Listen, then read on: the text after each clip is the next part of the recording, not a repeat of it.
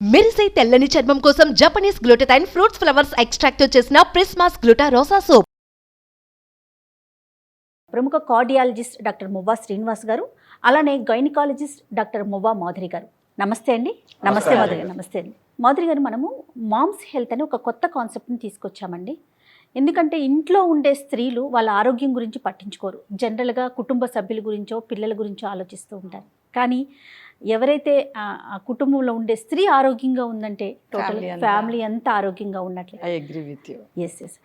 అందుకని వివిధ ఆరోగ్య సమస్యలకి వాటి పరిష్కార మార్గాల్ని మీలాంటి స్పెషలిస్టుల చేత చెప్పించాలనే ఉద్దేశంలోనే మామ్స్ హెల్త్ అని స్టార్ట్ చేశాను. First episode me sir and మీతోనే స్టార్ట్ చేశాను. Thank you so much Srinivas గారు అండ్ మాధురి గారు. సార్ కార్డియాలజిస్ట్ కాబట్టి ఆయన దగ్గర నుంచే సబ్జెక్ట్ తీసుకుందాం అనిపించింది నాకు. ఓకే మాధురి గారు, విమెన్ ఎవరైతే అమ్మాయి ఉంటుందో తనకి కనుక కార్డియో ప్రాబ్లం ఉంటే, గుండెకి సంబంధించిన సమస్య కనుక ఉంటే, తను ప్రెగ్నెన్సీకి వెళ్ళేటప్పుడు ఏమన్నా ఇబ్బందులు ఉంటాయా? అసలు ప్రెగ్నెంట్ దాకా వెళ్ళే అవకాశం ఉంటుందా? వెళ్ళొచ్చా? ప్లాన్ చేసుకోవచ్చు అంటారా? డెఫినెట్గా ఇప్పుడు చాలా స్త్రీలలో కొంతమందిలో అంటే ఇప్పుడు మన ప్రెగ్నెన్సీలో హార్ట్ ప్రాబ్లం ఉన్న స్త్రీలు రావటం అనేది 2 to 3% చూస్తామండి. ఓకే. సో వీళ్ళు అసలు ప్రెగ్నెన్సీలోనే అన్ని సిమ్టమ్స్ కూడా అచ్చు హార్ట్ ప్రాబ్లమ్స్ ఉన్న సిమ్టమ్స్ లాగే ఉంటుంది. మామూలుగా ప్రెగ్నెన్సీ వచ్చింది అనుకోండి, గుండె దడగా ఉండడం, కొంచెం నడిచినా కూడా కొంచెం ఆయాసంగా ఉండడం, కాలు వాపులు రావడం, ఇవన్నీ ప్రెగ్నెన్సీలో కూడా సిమ్టమ్స్.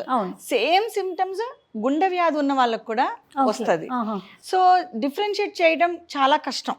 సో ప్రెగ్నెన్సీలో రెగ్యులర్గా ఉన్న సిమ్టమ్సే హార్ట్ డిసీజ్లో ఉన్నా కూడా సేమ్, అందునే కొంచెం డిఫికల్ట్. ఓకే. సో ఎప్పుడైతే ఈ సిమ్టమ్స్ కొంచెం సివియర్గా చెప్తున్నారు, విపరీతంగా ఆయాసం ఉంది, breathlessness on walking are sitting కూడా, అంటే కొంచెమైనా నడుస్తుంటే ఆయాసం బాగా ఎక్కువ ఉందంటే వెంటనే ఎవాల్యుయేషన్ చేయించుకోవడం మంచిదండి. ఓకే. అండ్ లో థ్రెషోల్డ్ ఫర్ ఎవాల్యుయేషన్ అంటే ఏంటి, త్వరగానే మీరు ఎవాల్యుయేట్ చేయండి. కొంచెం సిమ్టమ్స్ అబ్నార్మల్ అనిపిస్తే వెంటనే గుండె డాక్టర్ దగ్గర పంపించుకోవడం, 2D ఈకో చేయించుకోవడం, డాక్టర్ గారు ఏం చెప్పారన్నది, ఏమైనా గుండె వ్యాధి ఉందా లేదంటే ఇవి కేవలం ప్రెగ్నెన్సీలో వచ్చే రెగ్యులర్ సిమ్టమ్సా అని మనం తేల్చుకోవడం చాలా ముఖ్యం. ఓకే. ప్రెగ్నెన్సీలో ఎంత త్వరగా మనకి తల్లికి గుండె వ్యాధి ఉంది అని తెలుస్తుందో అంత జాగ్రత్త మనం ఫస్ట్ నుంచి పడగలుగుతాం. ప్రెగ్నెన్సీని స్మూత్గా మనం ముందుకు తీసుకెళ్ళగలుగుతాం. కొంతమంది స్త్రీలకి తెలుసు, వాళ్ళకి ఆల్రెడీ కంప్లైంట్ ఉందని, హార్ట్ ప్రాబ్లం, నేను హార్ట్ పేషెంట్ అండి చిన్నప్పటి నుంచి అని తెలుసు. కొంతమందికి ప్రెగ్నెన్సీ వచ్చాక బయటపడతాయి. చిన్నప్పటి నుంచి ఉన్న హార్ట్ ప్రాబ్లమ్ ఫస్ట్ టైం ప్రెగ్నెన్సీలో బయటపడతాయి. ఎందుకంటే ప్రెగ్నెన్సీలో చాలా చేంజెస్ ఉంటాయి బాడీలో. ఎక్కువ ఫ్లూయిడ్ ఓవర్లోడ్ ఉండడం, హార్మోన్స్ ఎక్కువ, దానివల్ల హార్ట్లో ఉన్న ఆల్రెడీ ఎగ్జిస్ట్ అయిన ప్రాబ్లం ఫస్ట్ టైం ప్రెజెంట్ అవుతాయి అన్నమాట. అయితే శ్రీనివాస్ గారు, మీరు చెప్పండి, మేడం అన్నట్లుగా ఆల్రెడీ కంప్లైంట్ ఉంది, ఒక అమ్మాయి ఉంది, తనకు ఆల్రెడీ హార్ట్ కంప్లైంట్ ఉంది. తను ప్రెగ్నెన్సీకి వెళ్ళేటప్పుడు యాజ్ ఎ గైనకాలజిస్ట్ని సంప్రదించిన తర్వాత మీరు ఎలాంటి టెస్టులు కానీ లేకపోతే ఎలాంటి కేర్ కానీ మీ దగ్గర తీసుకుంటారు కార్డియో డిపార్ట్మెంట్లో? సో మొదట ఇప్పుడు ఒక అమ్మాయి ప్రెగ్నెంట్ అయింది అనుకోండి, ఆ అమ్మాయి గుండె నార్మల్ గుండె కంటే కూడా ప్రెగ్నెన్సీలో 10 లీటర్లు ఎక్కువ బ్లడ్ హ్యాండిల్ చేయాలి. సో అంటే శిశువుకి హెల్త్ పూర్తిగా ఉండడానికి 10 లీటర్లు ఎక్కువ బ్లడ్ గుండె శరీరాన్ని తయారు చేసి గుండెని హ్యాండిల్ చేయమంటుంది. ఓకే. సో తల్లికి బిడ్డకి ఇద్దరికి అవసరం అనమాట. సో అంత లోడ్ నార్మల్ గుండెలు హ్యాండిల్ చేసేటట్టుగా ప్రకృతి వాళ్ళకి ఆ శక్తిని ఇస్తుంది ఆ సంవత్సరం పాటు. సో ఒకవేళ గుండె ఏ కారణం చేతైనా బలహీనంగా ఉంటే అప్పుడు ఈ 10 లీటర్లు అది హ్యాండిల్ చేయలేదు. సో గుండె ఆల్రెడీ జబ్బు పడిన గుండె అయితే కనుక ఈ 10 లీటర్ల బ్లడ్ అది హ్యాండిల్ చేయలేదు అనమాట. ఇప్పుడు మేడం చెప్పినట్టుగా కొన్నిసార్లు అంటే 100లో 5% మందికే ఆల్రెడీ గుండె ప్రాబ్లం ఉందని తెలుస్తుంది, ముందుగానే తెలుస్తుంది. అంటే ఏమిటి, జబ్బు ఎక్కువగా ఉంటే, మైల్డ్ ఉందనుకోండి వాళ్ళకి తెలియదు. సో ఆల్రెడీ చాలామందికి మేడం చెప్పినట్టుగా ప్రెగ్నెన్సీలో బయటపడుతుంది, వాళ్ళకి తెలియదు పాపం చాలామందికి. సో ఈ వాట్ ఎవర్ కాజెస్, ఇప్పుడు ఒక గర్భవతి తను యూజువల్లీ ఫస్ట్ గైనకాలజిస్ట్ దగ్గరికి వెళ్తుంటారు. వీళ్ళకి గుండెని చూస్తే ఏదో వీళ్ళకి అనుమానం వస్తుంది, మేడం చెప్పినట్టుగా ఆయాసం పెరిగిపోవటం, ఇవన్నీ గుండె దగ్గరికి వస్తారు. మొదటగా మేము చేసే పరీక్ష గుండెకి స్కాన్ ఉంటుందండి, ఈకో అంటాం, 2D ఈకో అంటాం, అది చేసి చూస్తాం. దాంట్లో చాలా వరకు ప్రాబ్లమ్స్ బయటకు వస్తాయి. అప్పుడు మనం డెసిషన్ తీసుకోవాలి, నెక్స్ట్ గుండె ప్రాబ్లం ఉందా లేదా, గుండె ప్రాబ్లం ఉంటే దాని తీవ్రత ఎంత, ఇప్పుడు మనం నెక్స్ట్ స్టెప్ ఏం తీసుకోవాలి, గైనకాలజిస్ట్తో సంప్రదించి నెక్స్ట్ స్టెప్ ఏంటి అనేది మనం డిసైడ్ చేస్తాం. సో ఆ తీవ్రత మీద ఆధారపడి ఉంటుంది మీ ట్రీట్మెంట్ అనేది, అంతే కదండి. మరి ఇప్పుడు ప్రెగ్నెంట్ అనగానే తల్లి పిల్ల బిడ్డ అనుకుంటాం కదా, సో స్పెషల్ కేర్ తీసుకోవాల్సి ఉంటుంది. డెఫినెట్గా పేషెంట్కి ఒక రకమైన అప్పుడే కనుక తెలిస్తే, ముందే తెలిస్తే ఓకే, దానికి సంబంధించిన ప్లానింగ్ ఉంటుందేమో, స్పెషల్ కేర్ తీసుకోవాల్సి ఉంటుంది కదా మ్యామ్. ఎలాంటి జాగ్రత్తలు తీసుకోవాలి, గైనిక్ దగ్గరికి ఎలా సంప్రదించాలి, ఎన్నిసార్లు విజిట్ అనేది ఉంటుందంటారు? సో మనం యూజువల్గా ఈ యాంటీనేటల్ చెకప్స్ అంటే గర్భవతి చెకప్స్ కోసం రావడం అనేది మనం యాంటీనేటల్ చెకప్స్ ఉంటాం ప్రెగ్నెన్సీలో. ఈ చెకప్స్ యొక్క ఉపయోగమే ఇలాంటి హై రిస్క్ కేసెస్ కనుక్కోవడం అనమాట. సో ఆ చెకప్ వచ్చినప్పుడు ఈ పేషెంట్ నార్మల్, హై రిస్క్ అంటే ఏంటి, ప్రెగ్నెన్సీ నార్మల్గా కాకుండా దానితో పాటు ఏమైనా గుండె వ్యాధి ఉందా, బీపీ ఉందా, షుగర్ ఉందా, వీళ్ళందరినీ హై రిస్క్ గ్రూప్లో మనం కేటగరైజ్ చేసుకుంటాం. సో ఈ చెకప్స్ వచ్చినప్పుడు మనం సిమ్టమ్స్ బట్టి వాళ్ళకి హార్ట్ ప్రాబ్లం ఉంది అన్నప్పుడు డాక్టర్ గారి దగ్గరికి పంపించి, కార్డియాలజిస్ట్ దగ్గరికి వాళ్ళు కనుక డయాగ్నోస్ చేసి అవును ఇది గుండె వ్యాధి ఉన్న పేషెంట్ అని ఒకసారి నిర్ధారణ అయ్యాక వాళ్ళని హై రిస్క్ గ్రూప్ కింద కేటగరైజ్ చేసుకుని వాళ్ళ చెకప్స్ మోర్ ఫ్రీక్వెంట్గా చేస్తాం. ఎప్పుడైనా హెల్త్ కార్డియాక్ ప్రాబ్లం కానీ ప్రెగ్నెన్సీయే కాకుండా వేరే ప్రాబ్లం ఉన్న స్త్రీలకి ఏంటంటే ఒక మల్టీ డిసిప్లినరీ అప్రోచ్ అంటాం. అంటే కేవలం ఒక ఆబ్స్టెట్రిషియన్ అంటే డెలివరీ పేషెంట్స్ని చూసే డాక్టర్ మేమే కాకుండా వాటితో పాటు గుండె డాక్టర్ గారిని కూడా కలుపుకోవడం, ఒక ఎనెస్థెటిస్ట్ని కలుపుకోవడం, ఒక హై రిస్క్ ఇంటెన్సివ్ స్పెషలిస్ట్ని కలుపుకోవడం, అందరూ కలిసికట్టుగా ఒక పేషెంట్ని చూడడం అనేది మనం మల్టీ డిసిప్లినరీ అప్రోచ్ అంటాం. సో గుండె వ్యాధి అంతా కార్డియాలజిస్ట్ చూసుకుంటారు, బేబీ సరిగ్గా ఎదుగుతుందా, ప్రెగ్నెన్సీ స్మూత్గా వెళ్తుందా అన్నది గైనకాలజిస్ట్ చూసుకుంటారనమాట. సాధారణంగా ఇంకొక అపోహ ఉంటుంది శ్రీనివాస్ గారు, ఏంటంటే తల్లి కనుక గుండెకి సంబంధించిన సమస్యలతో ఇబ్బంది పడుతూ ఉంటే పుట్టే బిడ్డలకు కూడా అలాంటివి వచ్చే అవకాశాలు ఉంటాయేమో అనేది మనం, అంటే అదొక అపోహ అనుకోవాలో మరి ఏమో, అలాంటి అవకాశాలు ఉంటాయండి? సో దానికంటే ముందు మేము ఎప్పుడు కూడా తల్లి పక్షం అండి. మేము తల్లిని ఎలా కాపాడాలి అని చూస్తాం. సో తల్లిని కాపాడటానికి మనం డెలివరీ వరకు అయినా కూడా తల్లి బాగుంటుంది అనుకుంటే అలవ్ చేస్తాం. లేదంటే గైనకాలజిస్ట్ చెప్తాం, అమ్మ ఈ ప్రాబ్లం తీవ్రంగా ఉంది, తల్లి ప్రెగ్నెన్సీ తట్టుకోలేదు కాబట్టి మీరు ప్రెగ్నెన్సీ టెర్మినేట్ చేయండి అని ముందు చెప్పడం జరుగుతుంది ఫస్ట్ డయాగ్నోసిస్లో. కొన్ని రకాల జబ్బులకి ప్రెగ్నెన్సీ నడవగలదు, కొన్ని రకాల జబ్బులు తల్లి తట్టుకోలేదు, అంటే ఉన్న కంప్లైంట్ని బట్టి కంప్లైంట్ని బట్టి. సాధారణంగా ఏ స్టేజ్లో ఉన్నప్పుడు తను హ్యాండిల్ చేయలేదు అనే సిచ్యువేషన్ ఉంటుందంటారు శ్రీనివాస్ గారు? సో మొదటగా ప్రిన్సిపల్ ఒకటేనండి, తల్లి గుండె 10 లీటర్లు ఎక్కువ బ్లడ్ హ్యాండిల్ చేయాలి. కొన్ని రకాల జబ్బులు ఉంటాయి. ఫర్ ఎగ్జాంపుల్ చిన్నప్పుడే వచ్చినటువంటి గుండెలో రంధ్రాలు, అవి చాలా వరకు పిల్లలకి, ఎందుకంటే అవి దానికి లో రిస్క్ కాబట్టి కొన్ని రకాల రంధ్రాలు ASD అంటారు. అది ఏంటంటే గుండె పై ఛాంబర్స్లో మధ్యలో ఉన్నటువంటి రంధ్రం. అది దానివల్ల పెద్ద సీరియస్ ప్రాబ్లం ఉండదు. సీరియస్ ప్రాబ్లం లేదు కాబట్టి డిటెక్ట్ కూడా చేయరు.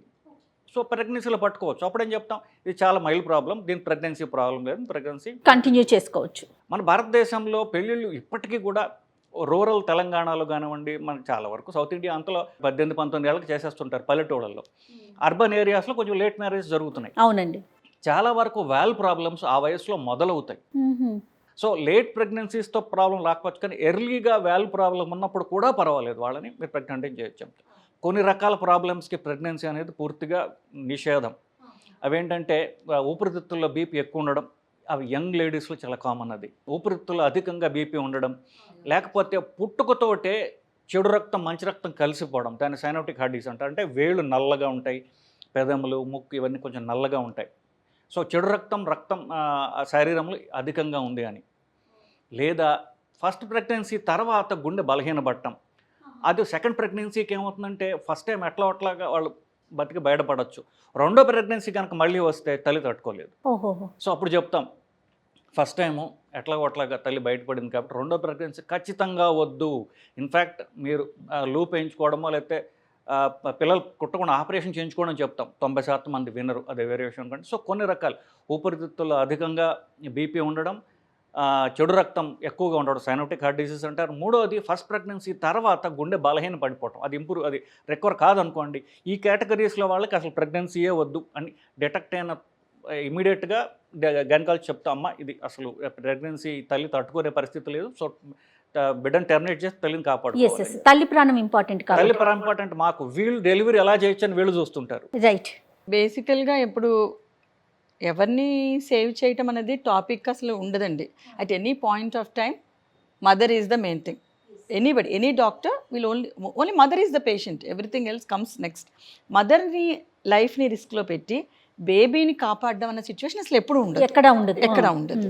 రెండోది ఏంటంటే ఇందాక డాక్టర్ గారు చెప్పినట్టు ప్రెగ్నెన్సీ వల్ల అంటే పుట్టుకతో వచ్చే వ్యాధులు ఉంటాయి కదా, గుండెలో ప్రాబ్లం ఉన్నది, రంధ్రాలు ఉండటం. ప్రెగ్నెన్సీ రావటం వల్ల కూడా గుండె వ్యాధి రావచ్చు.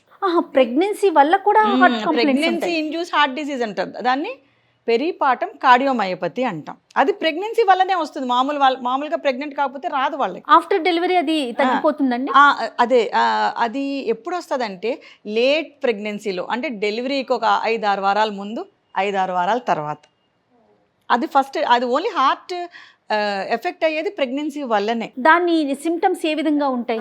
దట్ ఈస్ వెరీ ఇంపార్టెంట్ అండి. ఎందుకంటే చాలామంది చెకప్స్ అన్ని ఫస్ట్ ఎర్లీ ప్రెగ్నెన్సీస్లో బాగా చేయించుకుంటారు, అంతా బాగుంటుంది, సిమ్టమ్స్ ఉండవు, సైన్స్ ఉండవు. So they will carry the pregnancy till 36 to 38 weeks. ఆ టైంలో ఏంటంటే డెలివరీకి 2 వారాల ముందు ఆయాసం రావటం, కొంచెం ఇబ్బంది పడటం అన్నది జరుగుతుంది. అప్పుడు స్కాన్ చేయించుకుంటే కనుక అది బయటపడుతుంది, హార్ట్ ఈకో చేయించుకుంటే. కొంతమంది డెలివరీ అవ్వగానే వాళ్ళకి సిమ్టమ్స్, మంచిగా డెలివరీ చేస్తాం, రూమ్కి షిఫ్ట్ చేస్తాము. చాలా ఇంపార్టెంట్ ఏంటంటే ఒకసారి రూమ్కి షిఫ్ట్ చేశాక అంత బాగుంది, డెలివరీ బాగా అయిపోయిందని విల్ బీ హ్యాపీ. ఆ పేషెంట్లో సాచురేషన్స్ పడ్డం, తగ్గిపోవడం, ఆక్సిజన్ సాచురేషన్స్ తగ్గిపోవడం, ఆయాసం ఉండడం, వెంటనే 2D ఈకో చేయించుకోవాలి. మేము పర్సనల్గా we have gone through these cases. Post ఆపరేటివ్గా కానీ పోస్ట్ డెలివరీ పీరియడ్లో కనుక మనం ఈ డయాగ్నోస్ చేయకపోతే ఇది పెరిపాటం కార్డియోమయోపతి కేసు అని పేషెంట్ లైఫ్ రిస్క్ అనేది ఉంటుందండి. ఓకే, సో గుర్తించడం అనేది చాలా ముఖ్యం. డెలివరీ చేసిన డాక్టర్ ఏ మాత్రం పేషెంట్ డెలివరీ అయినాక రెగ్యులర్గా రికవర్ అవ్వాల్సింది అవ్వకుండా సాచురేషన్ పడ్డం, ఏమైనా టాకికార్డియాలు ఉండడం, వీళ్ళకి వెంటనే they go for cardiology opinion. Okay, 2D echo చేసుకుని ఇది పెరిపాటం కార్డియోమయోపతి కాదు అనుకుంటే. సో తెలిసే ప్రెగ్నెన్సీలోకి వెళ్ళారనుకుందాం, అలాంటి వారు ఎలాంటి జాగ్రత్తలు తీసుకోవాలి, ఎలాంటి ఫుడ్, ఆహారానికి సంబంధించి ఎలాంటి నియమాలు పాటించాలి మాధురి గారు? ఆల్రెడీ హార్ట్ ప్రాబ్లం ఉంది అని తెలిసిన వాళ్ళు డెఫినెట్గా వాళ్ళు చెకప్స్ రెగ్యులర్గా, మామూలు వాళ్ళకి నెలకు ఒకసారి చెప్తాం 7వ నెల వరకు, కానీ వీళ్ళకి 15 రోజులకు ఒకసారి రమ్మని చెప్తాం. అండ్ ప్రెగ్నెన్సీ అయ్యి గడిచే కొద్దీ ఆ హార్ట్, అంటే డాక్టర్ గారు చెప్పారు కదా, కొన్ని ఎక్స్ట్రా వాటర్ బాడీలో ఉంటుంది ప్రెగ్నెన్సీలో, అది ఆల్మోస్ట్ మనకి minimum 6.5 to 7 litres water extra, ప్రతి గర్భిణీ స్త్రీ మినిమం 6.5 లీటర్స్ ఆఫ్ వాటర్ ఎక్స్ట్రాగా తట్టుకోవాలి. సో అది ప్రెగ్నెన్సీ ముందుకు వెళ్ళే కొద్ది 20 వారాలు 25 వారాలు ఆ టైంకి అది బయటపడుతుంది, ఇంకా ఎఫెక్ట్ ఎక్కువ ఉంటుంది అన్నమాట. సో క్లోజ్ మానిటర్ చేసుకుంటూ హార్ట్లో ఆమెకి కార్డియాలజిస్ట్ ప్లస్ గైనకాలజిస్ట్ ఇద్దరు కలిపి పేషెంట్ని ఎవ్రీ 2 వీక్స్ చెకప్ చేసుకుంటూ ముందుకెళ్ళి. మీరు ఇందాక ఒక క్వశ్చన్ అడిగారు, తల్లికి హార్ట్ డిసీజ్ ఉందంటే పిల్లకి కూడా ఉండే ఛాన్స్ ఉంటుంది.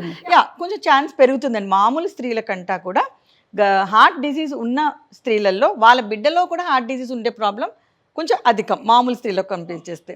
సో వాళ్ళకి ఫీటల్ ఈకో అంటాం, బేబీ కడుపులో ఉండగానే హార్ట్ చెకప్ చేసేస్తారు, హార్ట్ టు ఫీటల్ ఈకో కొంచెం 22 to 24 వీక్స్ అప్పుడు చేయిస్తారండి. 20 వీక్స్ టీఫా స్కాన్, అనామలీ స్కాన్లో కూడా ఒక లెవెల్ వరకు మనకి ఇన్ఫర్మేషన్ వస్తుంది.